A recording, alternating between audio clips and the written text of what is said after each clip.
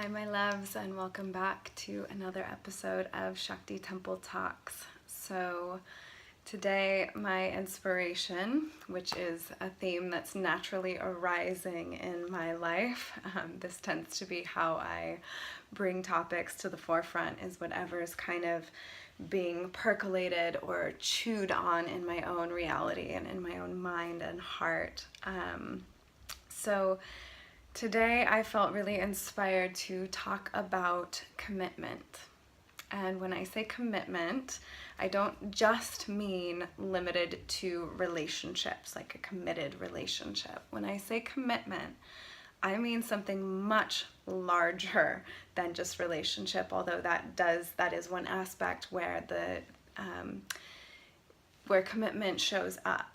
So what I want to talk about with commitment is in relation to the idea of manifesting, right? Or of bringing our visions into reality. And why I feel inspired to talk about this is that I feel like the concept or the idea of manifesting has gathered a lot of New Age context, where there's a lot of kind of this, like we're manifesting something, like we're kind of visualizing or dreaming something into being, and there's sort of this idea that we don't have to put in the work, right, in order to achieve the results, right? So manifestation is like we want something, and this is the result of something, right? And then there's a path to walk here, and this is commitment. And why I wanted to speak on this is that what I notice in this day and age of technology, where, we're so used to these kind of quick fixes, is I notice that the tolerance or the dedication, the commitment to really seeing something through is challenged by our modern time, where we have the world at our fingertips. We're losing the art of that commitment, of that dedication. And what I want to share is that, I can only speak from my own life, from my own experience, but in my life, the things that have been the most meaningful to me, like those gems that I will carry to my grave, have all been the result of a deep soul commitment. And I really want to dispel this idea that if we are, trying to manifest something, however we want to look at that, and it's challenging, or in relationship where a challenge shows up, or in our work where a challenge shows up, that something's not meant to be because it's difficult. I see this happening so often nowadays, that there's an unwillingness to do the work because there's literally been an idea implanted into us that it should be easy, that life should be easy. That if it's not easy, it's maybe like wrong, right? You're doing the wrong thing. It's the wrong relationship. It's the wrong work path. It's the wrong whatever, And I really want to call this out, because I find that when I set a resolve, when I set that commitment, when I have a vision, or I'm clear about my work, whether inner work or outer work, whatever that looks like, that I'm trying to manifest, whether it's being a better person, or creating something in the world, or meeting my relationships in a certain way, whatever that is, it starts with a vision, right? I end up with clarity. There's like a clear vision that comes through. This is something that I want for myself, right? Or for something larger than that. And from there, we set the sankalpa, we set the inner resolve to accomplish that means whatever it takes, right? If we really truly want something, we're willing to work for it. So if we're like, oh, I want this thing, but you find that you're not actually willing to work for it, it's worthwhile to ask yourself the question, do I actually want this? And then the next step I want to say is that, okay, now we've committed to something. And by commitment, I mean we're putting our energy behind something. We're putting our consciousness behind something. We are sitting in the seat of that thing. We are committing to whatever the path looks like to getting there. Now this is where the universe comes in, because then there's this idea that, okay, now I'm committed, I'm not going to be tested. If I'm tested, it's not the thing. Well, actually, you will be tested.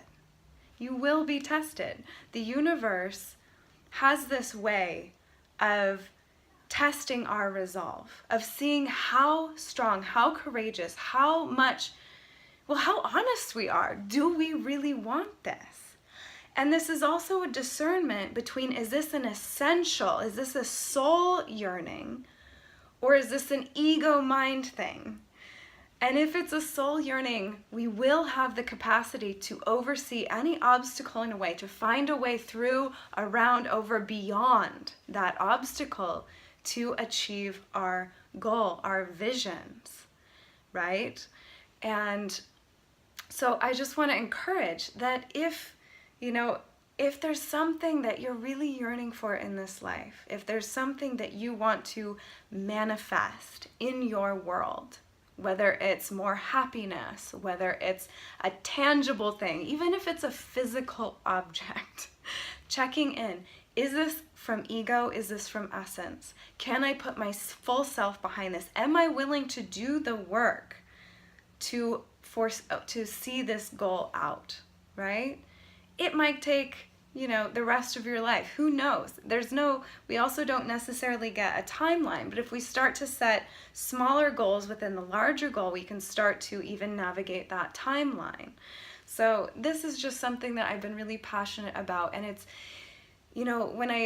because I'm immersed in the teachings from the East, this is something that's getting lost in the West. The West has this strong desire for kind of this instant gratification, whereas in the East, it was understood in these ancient systems, in these ancient schools, that things take time. There was a building, it was like the whole lifetime was used for building and cultivating the self and our creations in the world. And nowadays we're trying to do so, and I'm guilty of this as well, trying to do so much all at once and feeling like I need to get there like now or yesterday. And really the invitation here is to really find that place of commitment within yourself and to allow that commitment to create space for manifestation, because there is a level of grace. It is true, in this whole kind of more new age concept of manifesting. It is true that we want to pray for grace. We need grace. The universe needs to be on our side. But commitment, that effort, that meeting, that halfway point where we say, I'm willing to do the work, that's the energetic exchange for that grace. Now, sometimes, yes, grace comes out of nowhere, and it's beautiful when it does. But oftentimes grace is a result of our efforts. It's our affirmation that we are on the right path, that our efforts are being seen, that our efforts are worthwhile. So I just want to affirm and encourage that we hold commitment as a beautiful jewel, that we continue to remember the power of our own commitment, our own inner resolve. And with this, I also want to say that we have a masculine and a feminine aspect to commitment, right?